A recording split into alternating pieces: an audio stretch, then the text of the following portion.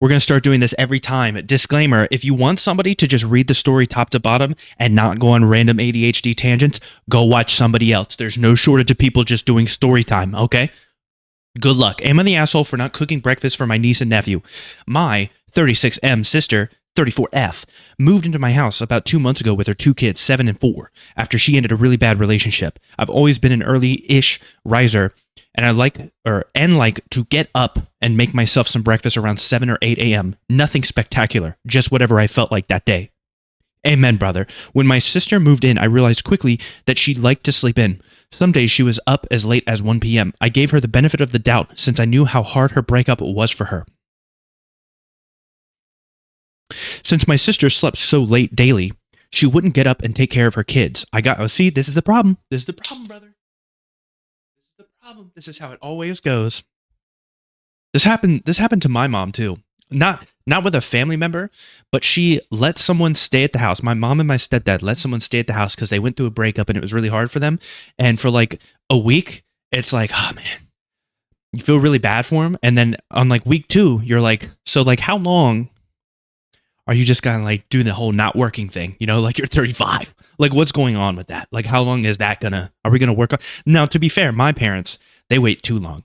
I'm being selfish in saying that like after a week, I'm starting to ask questions. My mom, I'm telling you, she would give a friend like 6 months of no rent to just be like, well, you know, she's just trying to get it together. Not me. I did not inherit that from my mom. She wouldn't take care of her kids. I got into a routine with my niece and nephew that basically whatever I cooked myself for breakfast, I'd make enough for them as well. Until the other morning, I woke up and had an urge to make huevos rancheros. The kids immediately started complaining that they didn't want that and wanted something different. I was nice and ended up making them pancakes since it's not their fault. Their mom is really struggling. The next morning, I was making breakfast potatoes and eggs, but all I heard is, we don't want that. We want something different. So again, I obliged. Finally, after 3 mornings of my unwanted food critics getting a separate meal, I finally told them I'm no longer cooking 2 different meals for breakfast. If you don't like what I'm making, go ask your mom to get up and do it. I don't know what I was about to do.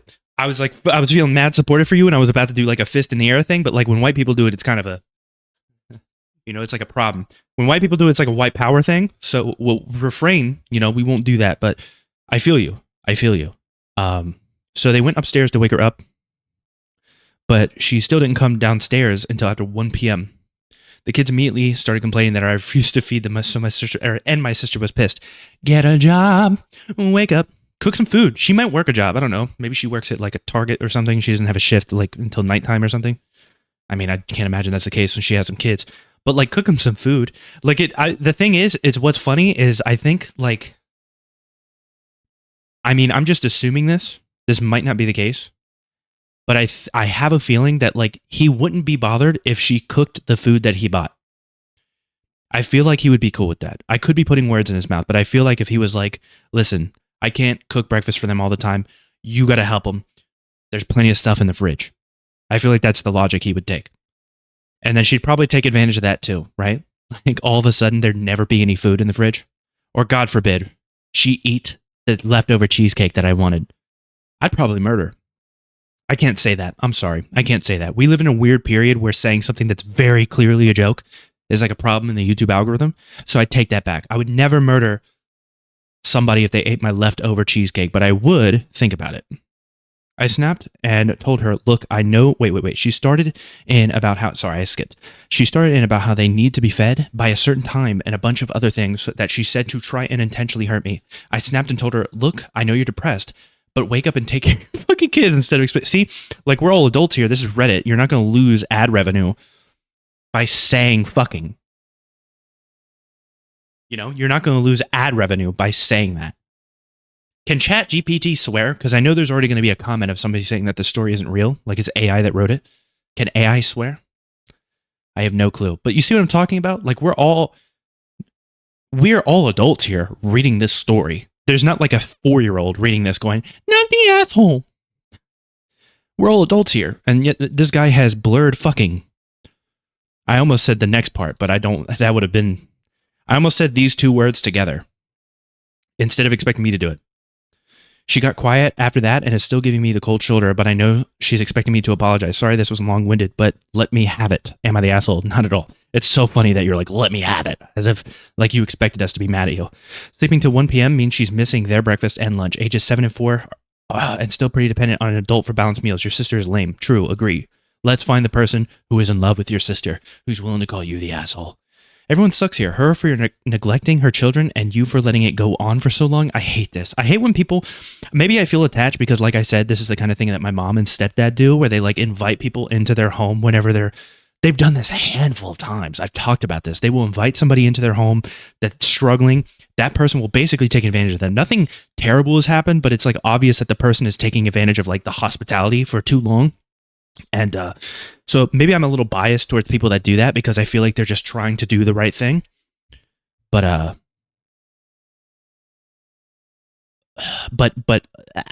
don't know. This whole like, you were a pushover for too long. Maybe so, but I don't think that makes him an asshole. I think it makes him a pushover. You understand what I'm saying? Like he's a pushover for sure, but I wouldn't say he's an asshole. But I guess it's everyone sucks here, so it's not the same as saying he's an asshole. If she got up at a decent hour and got busy with her kids, she wouldn't have time to be depressed. That is not true. That's not true. You don't need time to be depressed. I'll say this. I'll clarify what I'm trying to say here. It's not that you don't have time to be depressed when you force yourself to be busy, because you still can. But at the same time, I can admit getting up and just doing something, like when you wake up and you're like depressed and you don't feel like doing anything, if you force yourself to mow the lawn, whatever it might be, just exercise, whatever it is, you force yourself to go outside and do something, you'll feel a certain amount better. That's just my opinion. Idle time equals too much thinking. True. Equals laying around and feeling sorry for yourself, which is also true. She needs to get into a routine. Her kids are not your responsibility. I mean, I kind of agree with this. I know that this is like the tough love approach, but as somebody that's dealt with depression, like genuinely, sometimes it does help. Sometimes you do need to exercise. Like exercise literally strengthens the pathways in your brain that send the good chemicals, you know? So it's beneficial to you. They say it's as effective as certain depressant medication, whatever. But you get the idea. Anyone who's recovered from depression knows it's a very self-focused state, whether brought on by circumstances or shit nutrition, which also plays into it, or low dopamine. Your mind has to have a variety to get out of it. The problem is you hit that low dopamine and then you start eating like shit. Like you start eating a lot of candy, and then that just makes you feel worse. Like temporarily makes you feel good because you're eating candy or something. I'm telling you, it's a slippery slope. She needs to make her life bigger so that her divorce is a smaller and smaller part of her story. I like that logic. I really do. I really do. It's why having pets is often considered good therapy. You have to walk your dogs. Very true. Going out with the dog, especially now in the sun. Oftentimes, I end up spending more time outside than the dog does. The dog ends up getting tired of being in the heat before me, and I'll send him in and I'll hang out for like 10 extra minutes. It's like the dad tax. You know what I mean? Okay, well, this is the last one we're going to read. This is too much. They're downvoted. In the words of my partner, you are not wrong. You're just an asshole. From the way you told your story, it sounds like you let tension and resentment build for 2 months and then pulled no punches when you unleashed it. No, he said, take care of your fucking kids. You're clearly you would think, like, you're being nice to somebody that went through a breakup. Eventually, it kind of reaches a point. I think the thing is, right, it's not so much that he kept doing it. It's the fact that she, like, got upset at him when he stopped doing it, and that's what made him snap. So I don't agree with you, but it's whatever. You're clearly a nice person and a caring brother and uncle to let them move in with you, but you need to work on communicating when you see problems arise. Letting things fester until you hit your breaking point makes you an asshole to yourself and those you care about. 1 week of this behavior was enough to see a pattern forming, and that would have been the time to sit down with your sister to discuss it. How many days does it take to build a habit? How many days does it take to form a habit? It can take anywhere from 18 to 254 days with an average of around 66 days. Now, this is just Google telling me this, and Google AI has been ass lately, so. But I think 60 was the number, which is about, that's 2 months. 66, it's a little more than 2 months. But I guess some people can form habits in 2 weeks. I'd like to meet those people. I would love to like just do a strict routine for 2 weeks and the habit is just already ingrained in my brain to the point where I like can't avoid doing it. That'd be sick. But unfortunately, I think I kind of fit into the category of it takes like 66 days, which is a long time to do something that really sucks. You know, like first thing in the morning, I'm going to do some heavy workout that really, really sucks. You do that for like a week and you're like, I can skip a few days. And then all of a sudden you broke the habit. You should have discussed expectations before they all moved in, really. Short of that, it's important to establish boundaries early. I'm honestly baffled you let this continue for 2 months without saying anything. She shirked her responsibility as a mother and you enabled her. Sleeping until after 1 p.m. every day when you have 2 young kids is unhinged and it's incredibly neglectful. My recommendation is to apologize for blowing up on her and ask to have a rational conversation about the situation. If she doesn't step up, it's time to get someone else involved. Do the kids have grandparents? Jesus. See OP's comments. They have discussed it with their sister. Ugh. Comments weren't around when I... Oh, God. When affectionate 32. I hope you don't have anything weird on your profile. Let's see. So I did forget to mention that I had a conversation with her many times about getting up with them. She would just laugh it off and say she's doing her best. Tone is hard to convey through text. So I can see why you think I exploded at them. Truthfully, everything I said to them was calm and no yelling. Oh.